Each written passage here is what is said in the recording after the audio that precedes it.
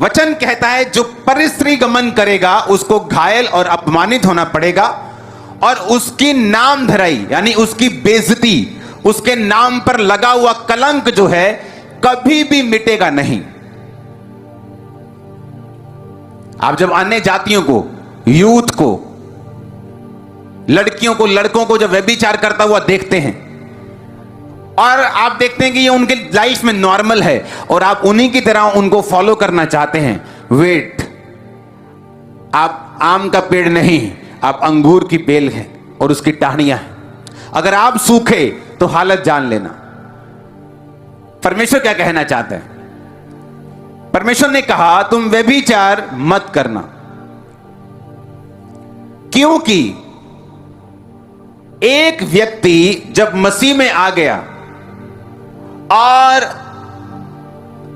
अगर उसकी शादी है, हो चुकी है, अपने पार्टनर के अलावा अगर वो किसी और के साथ गलत काम करता है, या वो कुंवारा है और किसी वेश्या के साथ, किसी व्यक्ति के साथ वो गलत काम करता है, तो बाइबल ऐसा कहती है कि वो एक कि मनुष्य जब उसकी शादी होगी वो अपनी पत्नी के साथ एक तन होगा और उससे मिला रहेगा।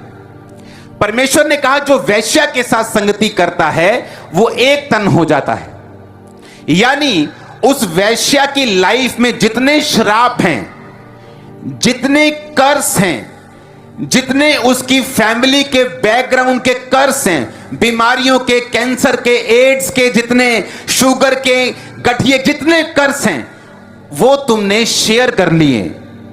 अब लोग पूछते हैं जब मैं मसीह में आ गया और मुझसे व्यभिचार हो गया, क्या प्रभु मुझे माफ नहीं करेगा? प्रभु आपको माफ कर देगा, पर एक कंडीशन है।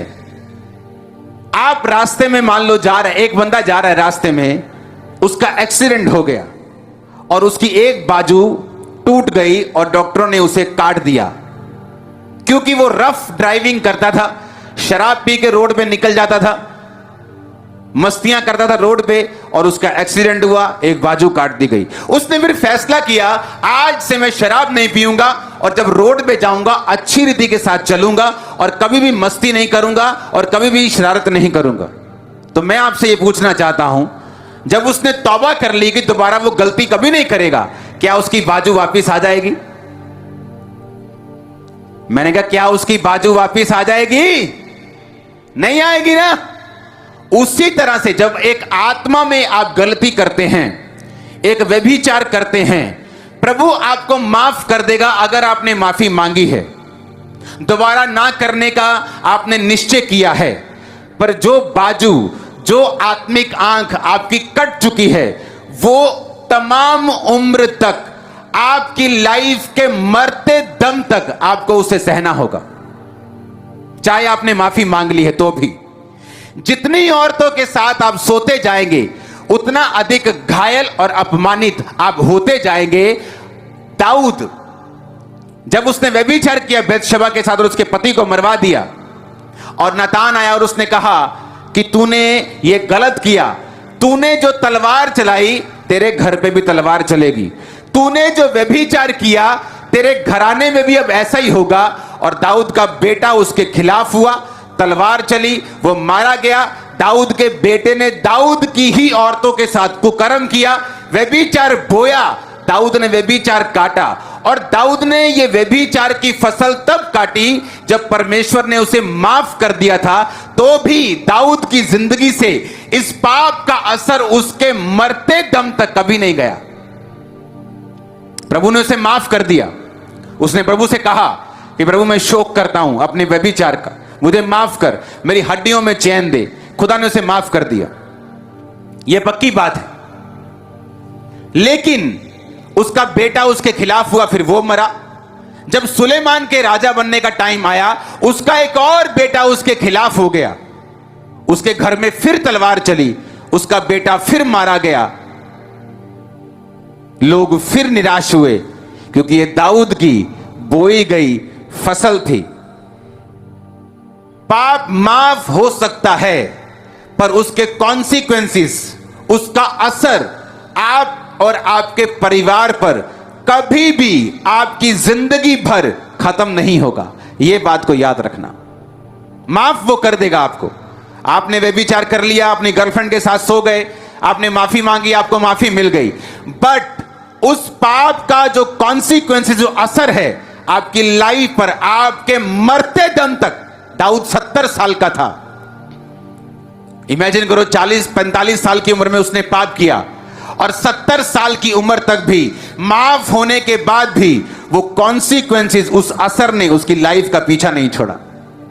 जितनी औरतों के साथ मैंने देखा, लोग जो व्यभिचार में होते हैं, औरतों के साथ अलग अलग, बंदों के साथ अलग अलग सोते हैं, एंड में उनकी लाइफ इतनी उस लेवल पर प्रभावित हो चुकी होती है कि अगर वो माफी भी मांग लेते हैं तो अच्छी बात है, लेकिन वो असर उनकी लाइफ से खत्म नहीं होगा। क्योंकि बाइबल कहती है, जिसके साथ तुम एक तन होते हो वो तुम एक हो जाते हो। उसका सारा श्राप तुम्हारा, उसका सारा संघर्ष तुम्हारा, और लाइफ लॉन्ग तुम्हारे जीते जी वो असर तुम्हारी लाइफ को छोड़कर कभी नहीं जाएगा। चाहे तुम उस व्यक्ति को छोड़ दो, तुम्हें मालूम भी ना हो वो व्यक्ति कहां है, लेकिन माफी मांगने के बाद भी वो असर तुम्हारी जिंदगी को छोड़ के नहीं जाएगा। तो इसका मतलब क्या माफी ना मांगे? नहीं मांगनी चाहिए, क्योंकि हो सकता है आज एक बाजू उसकी चली गई, कल को फिर शराब पी के जाएगा रोड पे, दोनों टांगे चली जाएं। तो इससे अच्छा यही है कि जब एक बाजू चली गई तो उसको सीख के रूप में लेके अब एक बाजू और दो टांगों के साथ जीवन अच्छी तरह से बिताया जाए परमेश्वर में। जो हो गया वो हो गया। अब कोई मूर्ख ही होगा जो ये कहेगा नहीं नहीं मेरी कौन सा बाजू वापिस आनी है, अब मैं फिर वही काम करूंगा। तो हो सकता है दूसरी भी चली जाए, टांगे भी चली जाए, आंखें भी चली जाएंगी, मौत भी हो जाए। हालेलुया। इसीलिए जो लोग व्यभिचार में होते हैं उनको माफी तो मिल जाती है, लेकिन वो एक सर्टन लेवल की हिंड्रेंस, एक रुकावट, एक संघर्ष अपनी लाइफ में वो हमेशा रखा हुआ देखते हैं और वो सोचते हैं कि क्यों मेरी लाइफ में ऐसा हो रहा है। एक सर्टन लेवल की पवित्रताई परमेश्वर आपसे डिमांड करता है, क्योंकि जीसस क्राइस्ट के मुंह से निकला हुआ एक एक वचन बहुत पावरफुल है और असरदार है। अगर वो कहता है व्यभिचार मत कर तो मत कर, इसमें तेरा फायदा है। उसने कहा अगर तूने आंखों से व्यभिचार किया, तूने आंखों से कुदृष्टि डाली, तो तू व्यभिचार कर चुका। हालेलुया। क्यों शैतान इस पाप में आपको गिराने की कोशिश करता है? इसीलिए क्योंकि उसे मालूम है अगर तू ये पाप करेगा तो उसका असर वो तुम्हारी लाइफ में लाइफ लॉन्ग लेके चलेगा, मरते दम तक। तुम 80 के हो जाओ तब भी, 90 के हो जाओ तब भी। इसीलिए शैतान का पूरा जोर रहता है इंटरनेट के जरिए, इंस्टाग्राम के जरिए, टिकटॉक के जरिए, कि वो पूरा व्यभिचार इंसानों के दिल में डाले और वो गलत कामों को करें। हालेलुया। नीति वचन 7 अगर आप पूरा पढ़ेंगे तो उसमें संसारिक प्रेम के बारे में लिखा है। वो ऐसा प्रेम जो शैतानी है, जो शारीरिक है, जो अनैतिक संबंधों की ओर लेके जाता है, और उस प्रेम का कितना बुरा असर होगा उसके बारे में भी लिखा है। इसलिए परमेश्वर ने कहा जो व्यभिचार में गिर सकता है वो शादी करवा ले, वो मैरिज करवाए। अगर तुम कुंवारे नहीं रह सकते तो मैरिज करवाओ, लेकिन अगर तुम पाप में गिरोगे तो याद रखो वो लाइफ लॉन्ग वो तुम्हारी लाइफ में रहेगा। मुझे मालूम है आपको डर तो लगेगा ये वचन सुन के, लेकिन ये एक सच्चाई है जिसे मोड़ा नहीं जा सकता।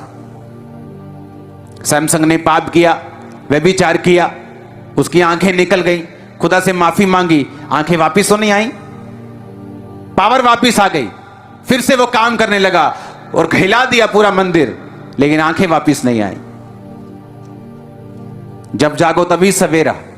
जो गुनाह करते हो छोड़ दो, वो चैटिंग डिलीट करो, वो शैतानी पिक्चर्स, वो न्यूड पिक्चर्स, वो गंदी पिक्चर्स, वो नंगी पिक्चर्स डिलीट करो, खत्म करो इस पाप को, क्योंकि ये आपको खा रहा है। आपके पास्टर को फर्क नहीं पड़ेगा, आपके किसी बंदे को फर्क नहीं पड़ेगा, वो आपको फर्क पड़ेगा। आने वाली आपकी जनरेशन, आपके बच्चों तक उसका असर जाने वाला है अगर आप उसे छोड़ेंगे नहीं तो।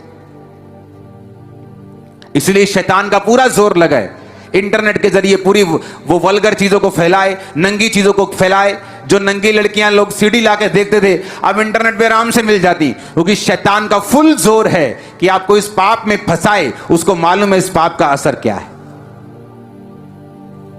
आपकी लाइफ में बड़े से बड़ा अटैक, बड़े से बड़ा दुख, बड़े से बड़ी मुसीबत, आप उसे काट सकते हो, भगा सकते हो, अगर आप पवित्रताई में हो तो।